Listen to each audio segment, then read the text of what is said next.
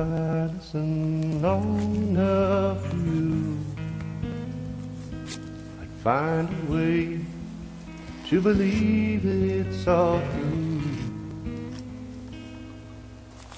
Knowing that you hide straight-faced while I cry, still I look to find a reason to believe. It's a tricky one. We got a hard lean here to the north. At about 18 feet up, we got a big snow break, and then growing up there to the west.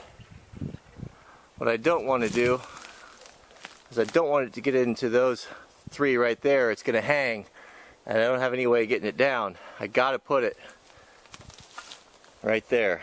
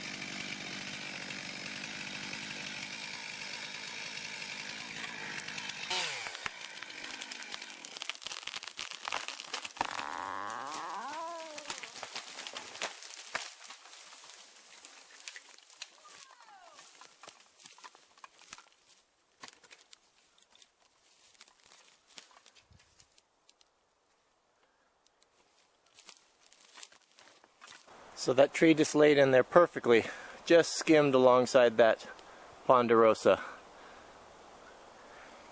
One thing you can see here that when I was cutting this, is you can see this pie-shaped wedge of hinge wood right there. I left this over here in hopes that it would hold the thing from going to the right, getting into that ponderosa, and cut over here. That's where I relieved it. And it did. It worked just textbook. So this thing's got a lot of hook in it, as you can see. But I'm hoping to get a couple floor joists out of it.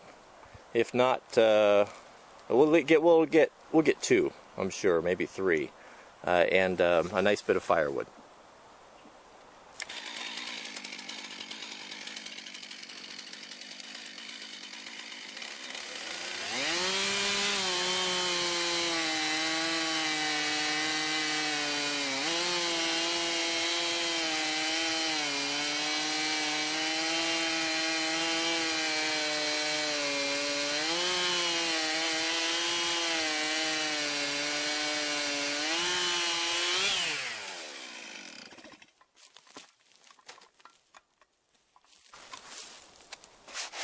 So this here is a Douglas fir tree, and I just got done counting the growth rings, and I want you guys to give me your best guess. How old do you think this tree is? It's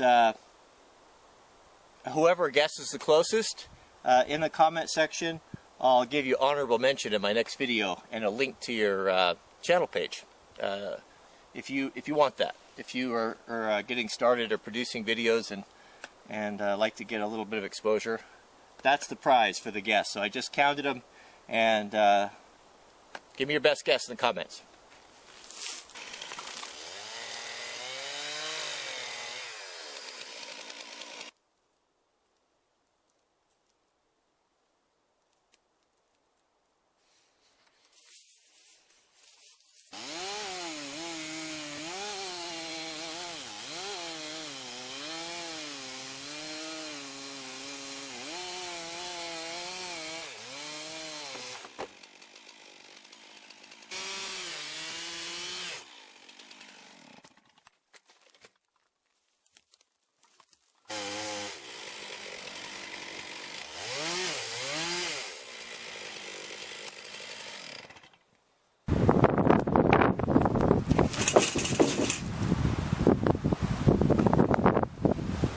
So here with the first cant off, you can really see the hook in this piece of timber right here, or this log.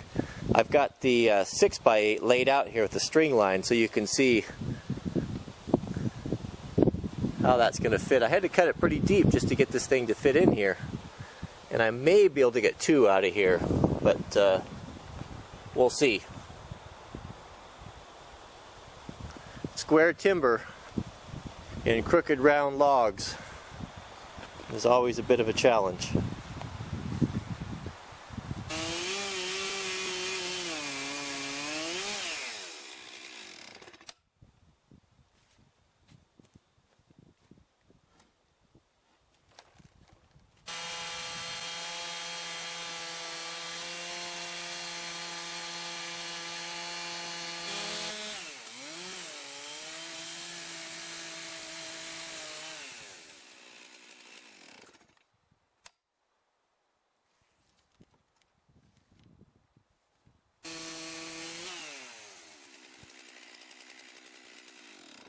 That whole big log, and all I got out of it is a 4x6, or excuse me, 6x8. I did get a 3x6, which I can use for interior decorations or something. And then of course I've got this big cant, which looks like we could get another piece out of it, but it gets really skinny in the waist. I just don't think it's in there. But nothing else will have some firewood. So you guys been waiting for the dovetail joint in the sill timbers? Well, this is the piece, a very special one. So I've talked in future videos about this center floor joist, dovetailing it. On the first frame that I had built, I had an issue with one of the timbers, developed a real bad bow in it, and it was pulling away from the floor joist, and I didn't like it, and I put the leg screws in it, and I didn't want to do that, so I resolved to do a dovetail joint in the center to hold that together. And what a dovetail joint is, as you can see right here, it's one of the floor joists would have this what they call a dovetail that would be let into the sill right there and prevent that from spreading. The more I think about this, the more I look at it, this is a very big span, and right in the middle of it, you're talking about cutting away 4 inches of wood, and that will be right there. So a 16-foot span, that's a full dimension 6x10. I am not comfortable with cutting 4 inches out of that, because I don't plan on supporting the middle of this with the foundation, only the 4 corners. And upon looking at the frame and just inspecting it, and it's been together here for quite a while, I'm not having that bowing problem here that I had on the other ones. And I have enough of these let in here far enough where even if it were to bow or to contract a little bit, those floor joists are never going to slip out of there. So I think I'm going to, I know I'm going to forego that. I've just already decided. So this piece that I cut today, showed you in today's video, that was supposed to be a number 4, the center joint, with a dovetail in it, now has turned into number 3. And I am going to forego the dovetail joint. So let's put this into play. I've got this cut, and let's see how it fits.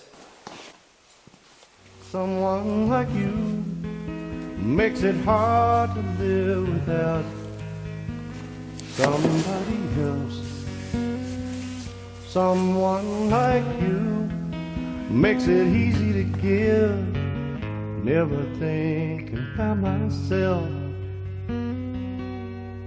If I gave you time to change my mind, I'd find a way.